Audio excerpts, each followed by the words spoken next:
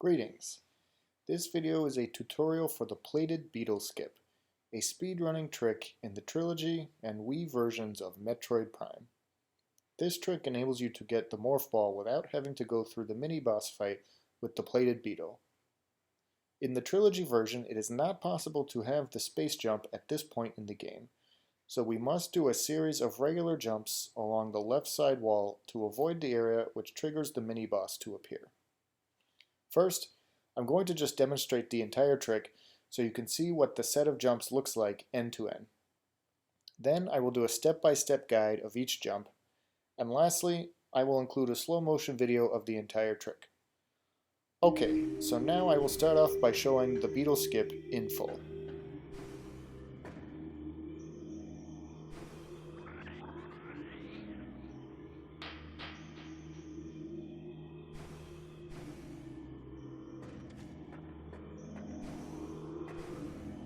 As you can see, if this trick is completed correctly, you can get the Morph Ball without having to go through the beetle fight.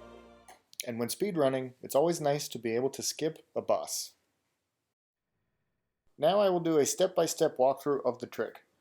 From here, we can see our goal, the Morph Ball, over on the other side of this room. When jumping, you'll need to land in this area of the room to avoid triggering the boss fight. If you pass anywhere close to the middle of the room, even if not on the ground, it will trigger the boss fight. I also want to give one recommendation that when practicing this trick, always do it at the very beginning of the game when Samus still has the plain power suit. If you come back at the end of the game with the phase-on suit, you'll find the jumps are easier at that time. So to ensure you can do the real thing, the best way to practice is to come to this room as normal at the beginning of the game, trigger the beetle fight, win, get the Morph Ball, and then right after that, without even leaving the room, just practice over and over again until you get comfortable with this trick. For the first jump, you want to land right here on this flat piece of ruined wall. This jump is pretty easy. For the second jump, you need to land on this small standable area. However, you cannot jump straight to that spot because you'll hit your head on the ceiling here. So what you need to do is turn sideways, take a step right, jump, and then in midair change direction to go forward so you can land on that spot. You need to change direction shortly before you hit the apex of your jump.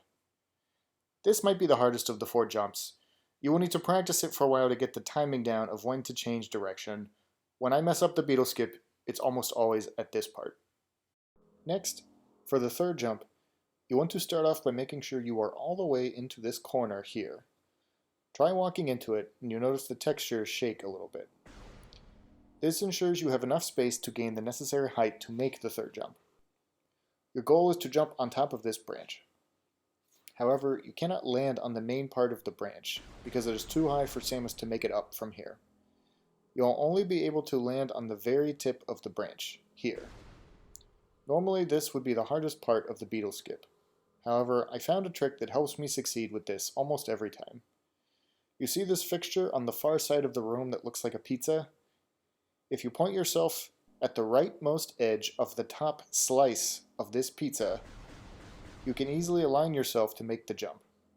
When taking off, hit jump and forward at the exact same time.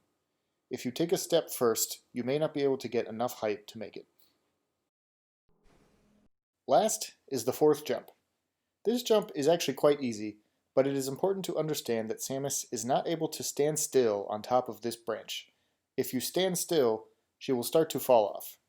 In this video, it appears I'm standing still because of the freeze frame, but in the actual game, if you try to stand here, it will not work.